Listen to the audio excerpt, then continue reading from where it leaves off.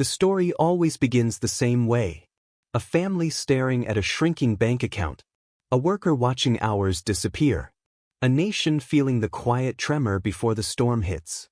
And somewhere in a marble building, behind closed doors and whispered meetings, the government prepares a new stimulus. But the real question is, who will it actually reach? The camera opens on a dimly lit apartment kitchen. A mother sits across from a folded stack of bills. Her fingers trace the inked numbers the way someone traces a scar, gently, carefully, almost fearfully. Outside, cars pass through the wet glow of streetlights, each one carrying its own story of survival. This is where the conversation begins. Not in Washington. Not in press conferences. But here, in the lives of people trying to stretch one paycheck into 2 weeks of living. Across the city, a man named Daniel walks home after being told his hours would be cut, just for a bit. That's what they always say. Just for a bit. He pulls his jacket tight against the cold, but there's a different kind of chill inside him. One born from uncertainty, not weather. He stops at a bus shelter, looks up at a billboard announcing economic recovery, and wonders why his life doesn't feel like recovery at all. And while these stories unfold quietly across millions of homes, something else is unfolding far above them. Inside a government conference room, documents slide across polished tables. Charts rise. Charts fall. Voices debate, bargain, predict. Because the government knows something the public only feels. The pressure is building. And another stimulus may be the only pressure valve left. But stimulus isn't magic. It's a decision, a political, economic, psychological decision, about who deserves relief and why. And that's where this story widens. The narrator's voice deepens. Every stimulus has 2 layers, the one written on paper and the one written in people's lives.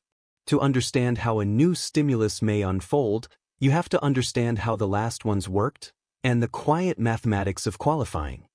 Not the math of income brackets or dependent credits, but the math of human need, the math of pressure, the math of survival. This is where Ray Dalio's philosophy enters the story, not as a billionaire legend, but as a historian of economic cycles. Dalio once said that governments act like firefighters during downturns. They rush in with hoses of liquidity, water the flames, protect the structure. But the truth? Not every room gets saved. Not every floor gets covered. And sometimes, only the closest doors get opened. Stimulus isn't just economics. It's triage. Dalio studied centuries of this world. Empires rising, currencies falling, governments stepping in when the fractures got too wide.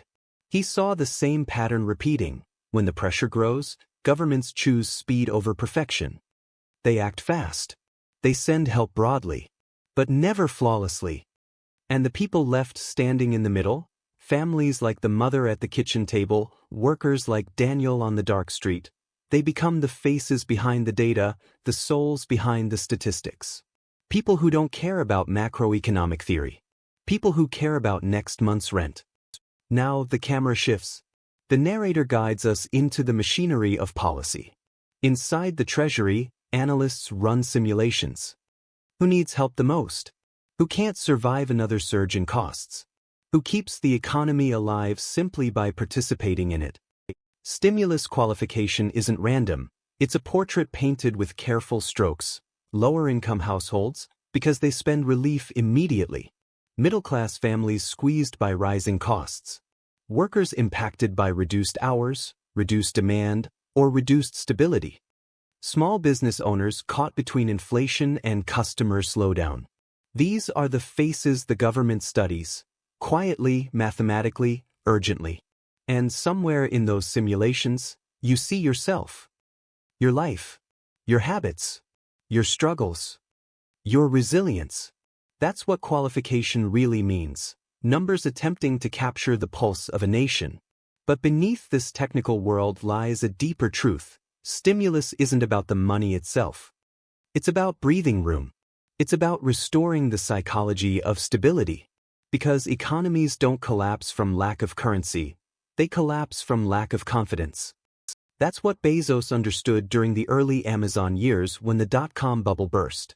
He didn't just fight for capital, he fought for morale, for belief, for the invisible thread that holds businesses and households together, the feeling that tomorrow won't be worse than today. Stimulus tries to restore that thread. It doesn't fix everything. It doesn't erase fear. But it gives people a moment, a pause, a chance to reorganize their lives before the next wave hits. And that moment can change the trajectory of a household.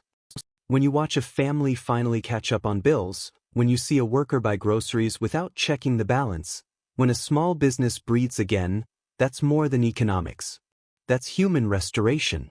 Stimulus is not salvation, but it is stabilization. And for millions of Americans, stabilization is the difference between drowning and treading water. Now the camera cuts back to Daniel. He's home, sitting in silence, scrolling through headlines on his cracked screen. And he sees it, government officials signal new stimulus talks. He pauses, the kind of pause filled with both hope and fear of disappointment. Because for people like him, these decisions are not theories. They're lifelines. If you've ever been where Daniel is, if you've ever watched life tighten around you, if you've ever waited for the system to notice your struggle, then stay with us. This channel isn't here to shock you, or scare you, or drown you in numbers. It's here to give you clarity, to help you understand the world shaping your life before the decisions reach your doorstep. So if you want more stories like this, stories that speak to your reality, your resilience, your financial truth, subscribe. Like the video. Share it with someone navigating the same storm. Because knowledge doesn't just prepare you, it protects you. The government is preparing a new stimulus. But the real story isn't about who qualifies on paper. It's about who qualifies in life. People who've held on through uncertainty. People who've stretched every dollar. People who've sacrificed quietly while the world argues loudly. The stimulus may be financial, but what it restores is human. And if you're watching this, you already know you're not alone in this moment. And you're not powerless within it. And if this story moved you, if it made you think differently about money, risk, or your own journey, consider joining us here at Market Mark. Hit like, subscribe, not for the algorithm, but because it tells us you want more stories like this, stories that make finance human again. End with a cinematic closing sentence, something like, until the next story, this is Market Mark, reminding you that wealth starts in the mind.